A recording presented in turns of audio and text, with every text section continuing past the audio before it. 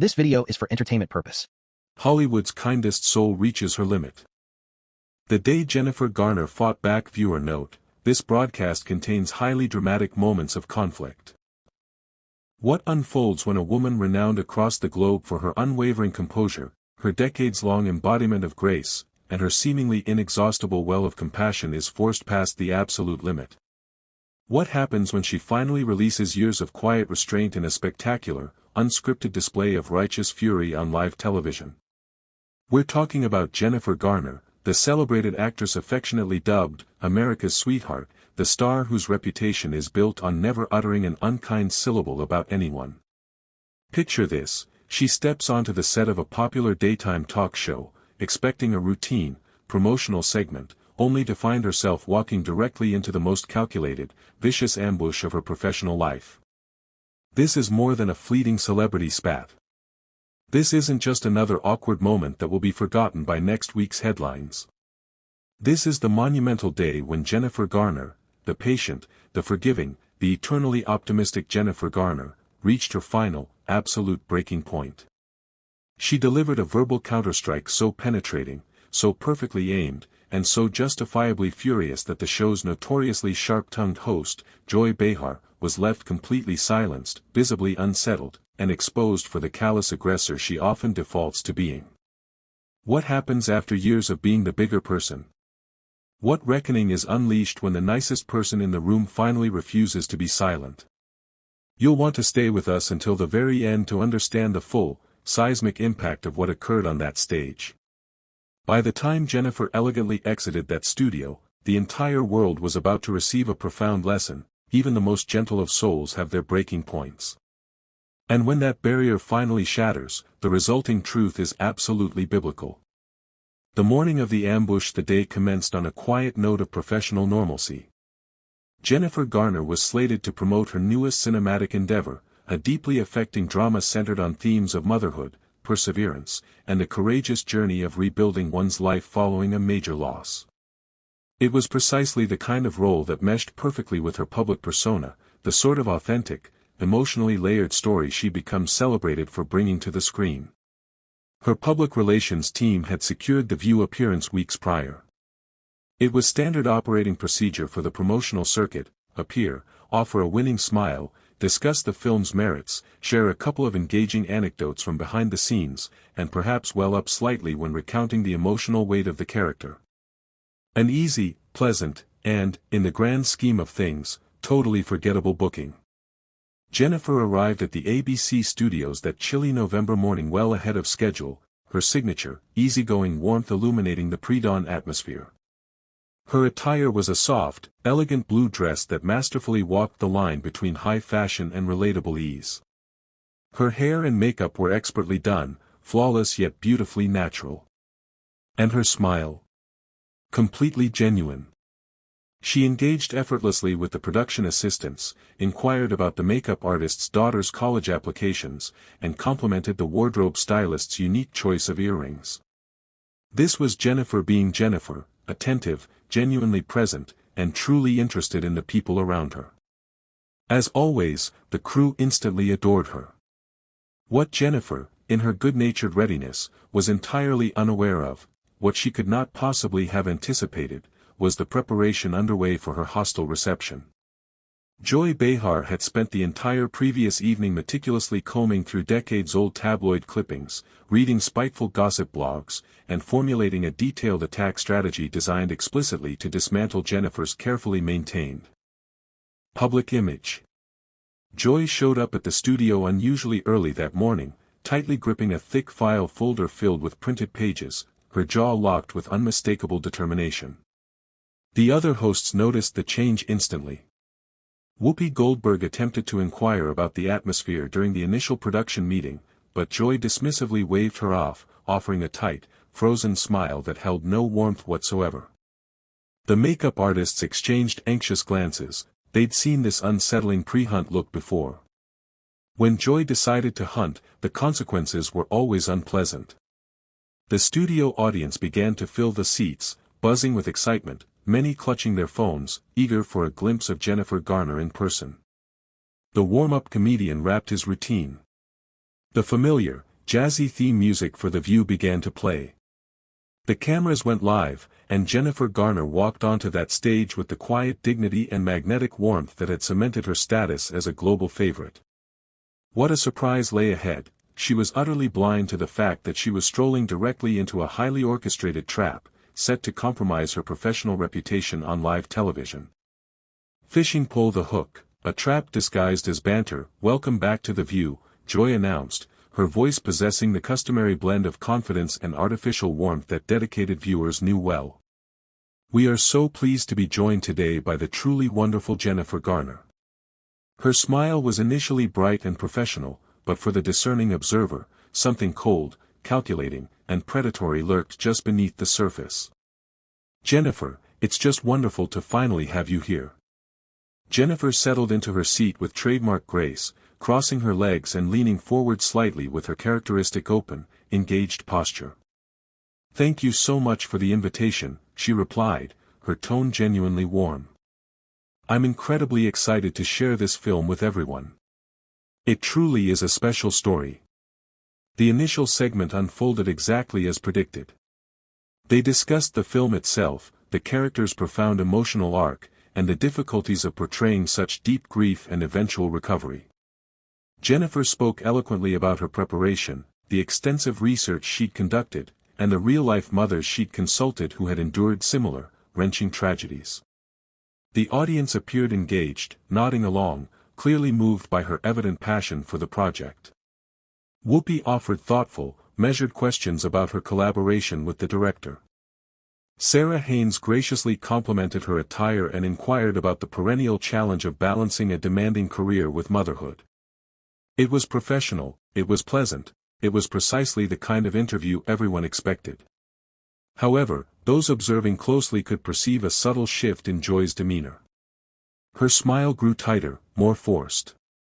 Her questions, while still superficially friendly, were beginning to carry a noticeable edge, a sharpness that made the studio audience start to fidget uncomfortably. Sunny host subtly glanced toward the off-camera producers with a clear question in her eyes. Everyone sensed it, something toxic was building. A collision was imminent. You know, Jennifer, Joy stated, and her voice underwent a total transformation, the false professional warmth instantly evaporating like morning dew under a blast furnace. She leaned forward with what could only be described as calculated, predatory interest. You are perpetually cast as these impossibly wholesome women, the perfect mothers, the self-sacrificing caretakers, the very angels walking among us. She deliberately paused, allowing the loaded words to hang suspended in the air. Does it never become exhausting, this constant need to be nice? The metaphorical temperature in the studio plummeted instantly. A nervous, uncertain titter escaped a few audience members, a release of nervous energy, but the aggressively condescending nature of Joy's question lingered in the atmosphere. Like the choking smoke from a fire just ignited. Jennifer maintained her polite smile, though a flicker of momentary confusion crossed her eyes, as if questioning whether she'd correctly understood the underlying malice. Well, she began lightly, choosing her words with noticeable care, I genuinely enjoy portraying characters that reflect authentic people, real human experiences. And I firmly believe there is immense strength inherent in kindness. I think compassion, in fact, is one of the most powerful forces we have at our disposal. Joy's eyebrows arched dramatically. Sure, she interrupted, waving a dismissive hand as if swatting away a fly. But do you ever worry that your commitment to niceness means you aren't taken seriously as a performer? I mean, people still primarily refer to you as America's mom. Doesn't that grate on you? Does it not bother you to be pigeonholed as the perpetually good girl while other actresses are securing the truly meaty, serious dramatic roles? There it was. The blatant shift. The bait laid bare. The steel trap was now openly sprung. The other hosts exchanged uneasy glances. Whoopi leaned back, her eyes narrowing with professional caution. Sunny nervously tapped the edge of her note cards. Sarah offered a quick, strained half-smile, immediately recognizing that Joy had fully abandoned the script and entered dangerously hostile territory. Jennifer's posture visibly straightened, almost imperceptibly, but with clear resolve. "I don't think compassion is a weakness, Joy," she responded, her voice remaining measured, but with a palpable steel now subtly woven into her tone. "If anything, it's something we desperately need more of these days, especially in public forums like this one." Joy released a sharp chuckle, her voice dripping with irony. "Oh, please. Compassion is wonderful for Instagram posts and feel-good charity galas, but it won't secure you an Oscar, Jennifer. You've been working in this industry long enough. You understand that nice doesn't sell tickets. Nice doesn't win the industry's highest awards. Nice is merely the safe choice." The audience offered a brief, uncertain laugh that quickly faded and died. The sound was off-key. People were starting to sense that the interaction had shifted dramatically, that this was no longer playful banter, but something much sharper, something bordering on genuinely mean-spirited. For a suspended moment, Jennifer's expression remained unchanged. Then, something raw and unequivocally real broke the surface of her eyes. She leaned forward slightly, her voice dropping lower, growing steadier, carrying a clear warning that Joy, blinded by her own agenda, utterly missed. "Perhaps that cynical view is precisely why the world feels so cynical, Joy," she stated. "Everyone is chasing applause and headline grabs instead of genuine peace and actual, sincere human connection." A low murmur of surprise and agreement rippled through the audience. Joy visibly blinked, momentarily thrown off by the unexpected firmness in Jennifer's tone. This was not the soft, accommodating Jennifer Garner she had anticipated easily steamrolling. Whoopi shifted in her seat, clearly recognizing the dangerous escalation. All right, ladies," Whoopi interjected, forcing a bright smile. "Let's maybe not launch World War III before we even get to the first commercial break." But the rising tension refused to be diffused. It was now fully alive, crackling in the studio like electricity just before a lightning strike. And Joy, smelling what she perceived as vulnerability, was absolutely unwilling to retreat. "The second strike, going personal, no, I just find it genuinely fascinating," Joy persisted, forging ahead with renewed, focused aggression. "Some public figures play the nice part beautifully for the camera, but they certainly don't always live that way when the cameras are off. Hollywood is absolutely littered with those types, isn't it?" The words landed with the stunning force of an open-handed slap. Gasps immediately rippled through the studio audience. Several people physically flinched, instinctively pulling back in their chairs. The camera operators exchanged quick, nervous glances. Producers in the control room began frantically signaling the hosts. Jennifer's jaw visibly tightened. You could see the brief flash of disbelief that crossed her features, followed by a slow, deliberate inhale through her nose as she fought desperately to maintain the impeccable composure that had served her career so well. "I sincerely hope you're not making a personal suggestion about me, Joy," she said, her voice remaining outwardly calm, yet brittle, like a thin layer of ice over dangerously deep water. "Because that, truly, would be monumentally inappropriate." Joy offered a thin, calculated smile, and this time, genuine malice was visible within it.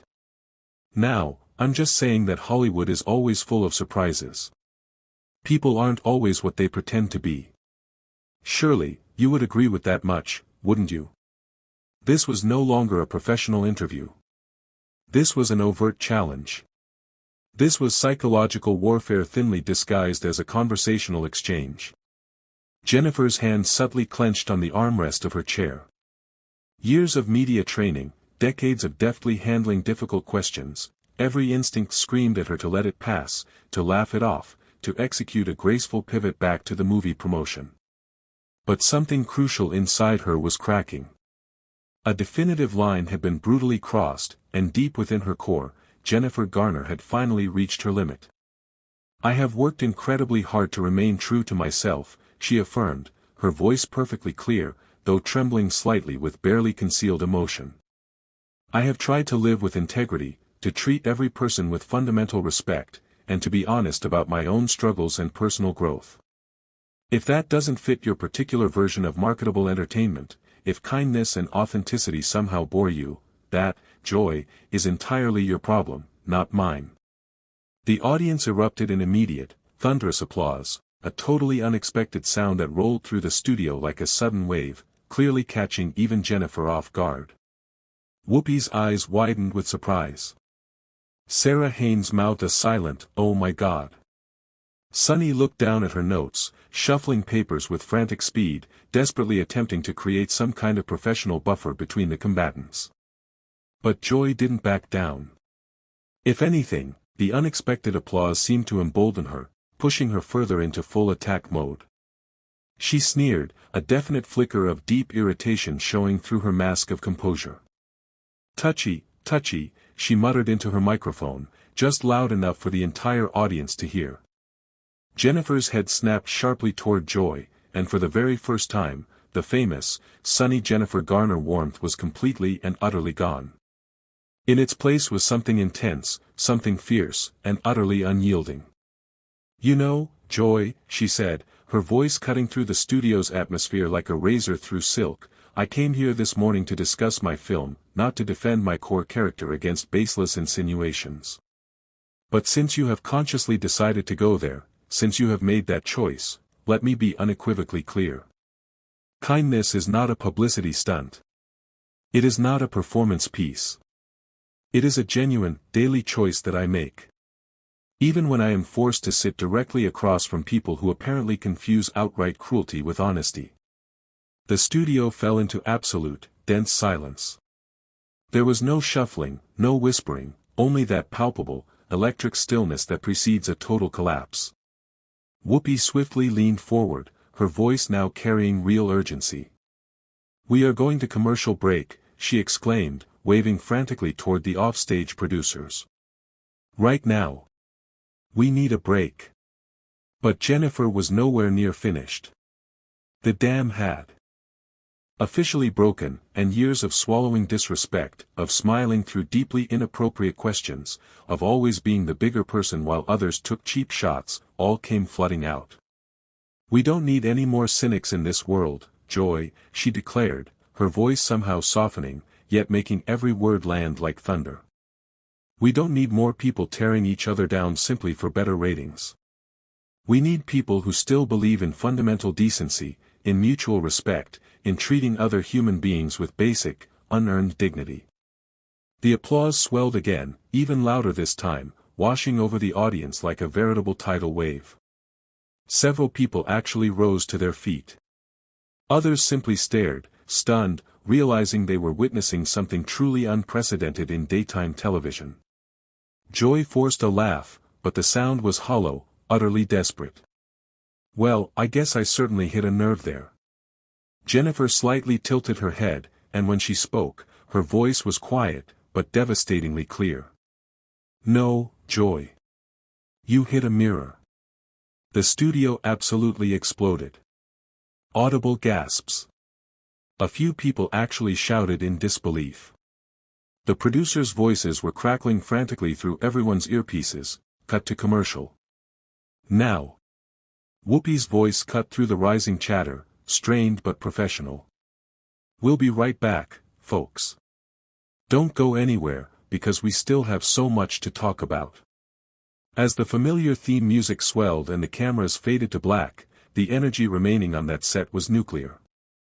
Jennifer slowly exhaled, her hands trembling just enough to betray the immense effort she was putting into maintaining her calm exterior. Joy looked away, her initial smirk completely gone, replaced by an expression that looked disturbingly like genuine uncertainty. The audience instantly erupted into whispered, excited conversations. Phones were already out, fingers were already flying, the moment was already going virally global before the commercial break had even finished. And every single person present, the hosts, the crew, the producers frantically arguing in the control room, knew that when they returned from the break, nothing would ever be quite the same. The final blow, a line trampled behind the scenes during the commercial break, absolute chaos reigned supreme. Producers sprinted between the control room and the stage. The floor manager frantically whispered instructions to Whoopi, who repeatedly shook her head with increasing firmness. Sunny looked entirely shell-shocked. Sarah kept glancing back and forth between Jennifer and Joy, like a witness watching a car crash in agonizing slow motion. Jennifer sat perfectly still, her hands composedly folded in her lap, her breathing controlled and measured. But internally, her heart was pounding so hard she could hear the rhythm in her ears. She had just accomplished something utterly unique. She had fought back, publicly and forcefully, without any hint of apology. Joy, meanwhile, was intently checking her phone, her face tightening with every passing second. The immediate wave of social media commentary was flooding in. The clips were already being shared. And the public reaction was decidedly not in her favor. When the show returned, the atmosphere was thick enough to suffocate in. The theme music played.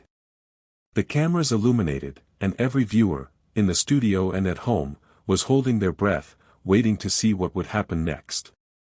"Welcome back to The View," Whoopi announced, her voice carrying forced cheerfulness layered over undeniable tension. "We're still here with Jennifer Garner, who's been sharing some very honest thoughts about her new film and, well, a few other things." She offered a light laugh, desperately attempting to reset the mood.